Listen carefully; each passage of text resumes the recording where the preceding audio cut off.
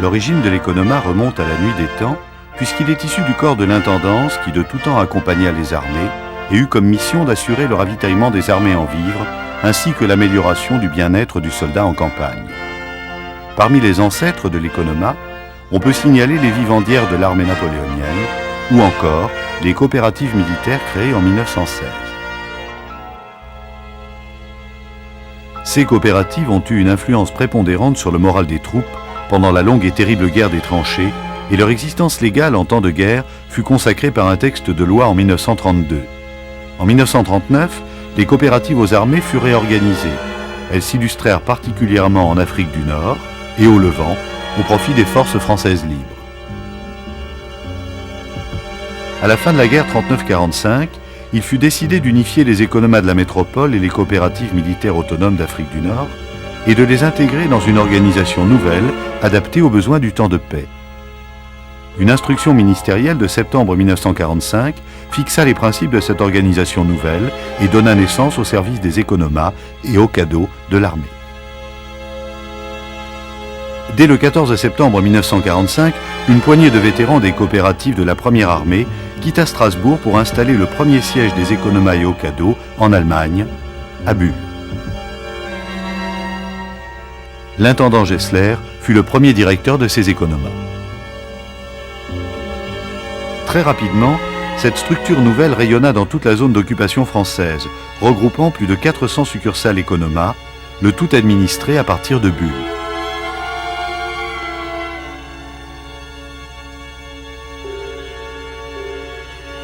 Le blocus de Berlin en 1948 permit aux économas de montrer leur capacité d'adaptation. 2 points de vente ayant été ouverts à Berlin, les économas participèrent pour le ravitaillement des Français de Berlin aux travaux du pont aérien mis en place par les Américains. Le 1er janvier 1949, pour des raisons de rationalisation et de simplicité, les OCADO, spécialisés dans le ravitaillement des troupes, furent supprimés et leur mission confiée aux économas, dont la vocation essentielle était le ravitaillement des familles. La direction emménagea dans ces nouveaux locaux en 1956. Le statut actuel de l'économat de l'armée, dont le siège est fixé à Pantin, fut officialisé par une loi du 26 janvier 1959. La forme juridique retenue est celle d'un EPIC, établissement public à caractère industriel et commercial, sous la tutelle du ministère de la Défense et doté de l'autonomie financière. Chaque comptoir, et en particulier le comptoir d'Allemagne, se trouve placé en vertu des textes législatifs et réglementaires sous l'autorité d'un intendant, aujourd'hui d'un commissaire du cadre actif. Avec plus de 50 succursales, le comptoir d'Allemagne atteignit son zénith dans les années 70-80, mais fut durement touché par les événements politiques consécutifs à la chute du mur de Berlin. De 1991 à ce jour, il a été dans l'obligation de procéder à la fermeture d'une trentaine de magasins, de ramener ses effectifs de 1600 à 650. Quant à demain,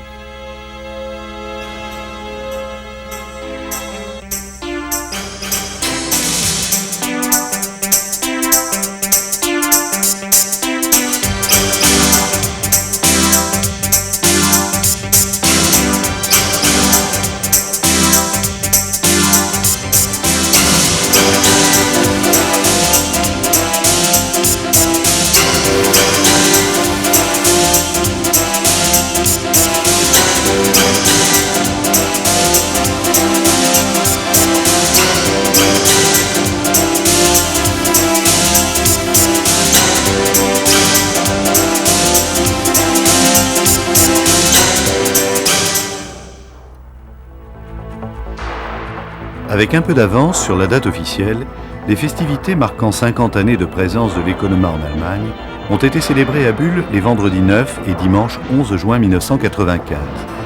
Bien entendu, à côté de cette grande fête organisée avant tout pour les personnels en retraite et en activité, ainsi que pour les partenaires de l'entreprise, qu'ils soient militaires, civils ou fournisseurs, il a été procédé à une opération commerciale dans tous les magasins avec des animations à la hauteur de l'événement.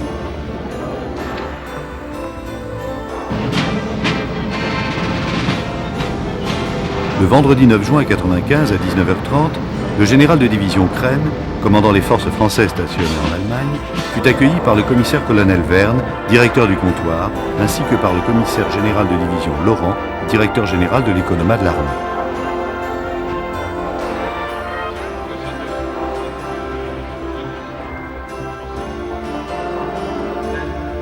Le directeur du comptoir prononça le traditionnel discours d'ouverture et de bienvenue. Qui ont bien voulu co-présider ces libations cinquantenaires.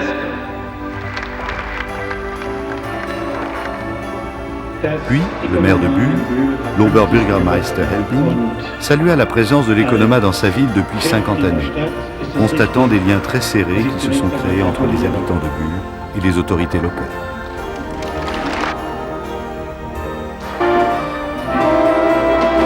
La formation de l'école de musique de la ville de Bulle, le Brassenfenbahn, lança l'animation musicale avec brio. C'est alors que les artistes cuisiniers du comptoir entrèrent en scène en dévoilant des buffets somptueux, des arrangements et compositions magnifiques. Le majordome Grémillet officia et assura le déroulement de la soirée. Un trio de tziganes, de table en table, entraînait les convives avec les yeux noirs ou d'autres airs du folklore russe.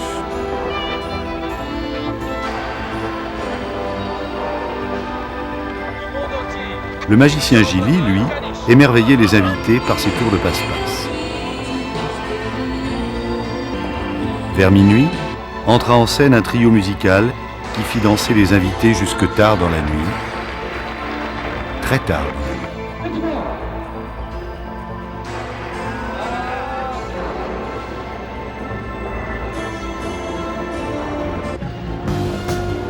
Dimanche 11 juin 1995. L'orchestre Les Rinwakes, placé sous l'arc de triomphe monté à l'entrée de l'entrepôt, accueille les premiers invités et les accompagne au chapiteau. Les anciens de l'ADA, les personnels de toutes les succursales affluent en nombre. Le président du comité d'organisation, Alfred Sutter, peut enfin saluer les invités et ouvrir les festivités. Le commissaire Verne est chargé d'une mission délicate, la mise en perce du premier tonneau de bière qui marque le début des festivités. Les Rinwakes, forts de 25 exécutants, lancent In the Mood. Vient alors la troupe des scouts, qui en quelques tableaux évoque l'histoire de l'économat, des Gaulois aux Romains, les vivandières de l'armée napoléonienne, les cantinières de la Grande Guerre et les débuts des économas en Allemagne.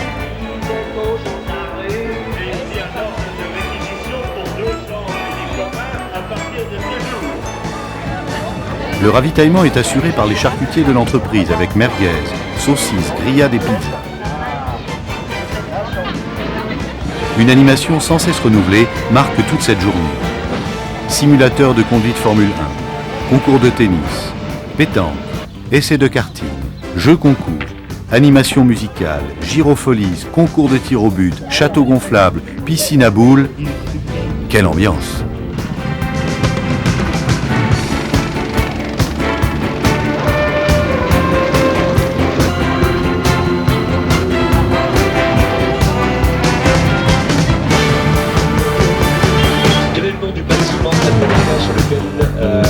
La reddition d'immeuble en 45.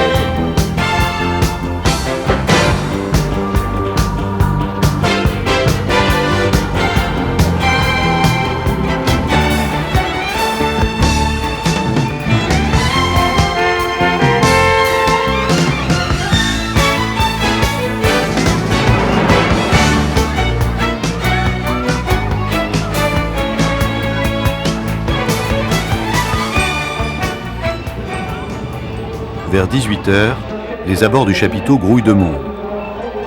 À l'ouverture de la porte d'entrée, la foule s'engouffre dans le chapiteau.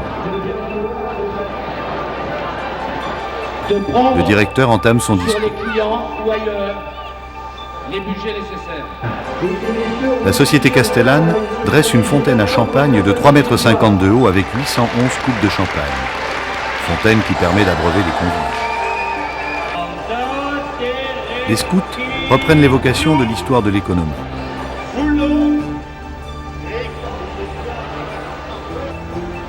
Enfin, le buffet est dévoilé. Belle bousculade. Tout le monde semble affamé.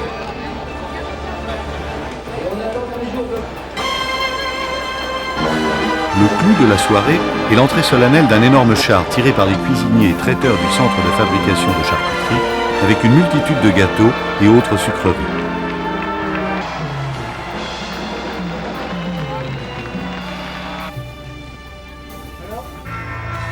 Un feu d'artifice de très haut niveau émerveille les invités, tandis qu'un orchestre dynamique fait danser les convives jusqu'à l'aube.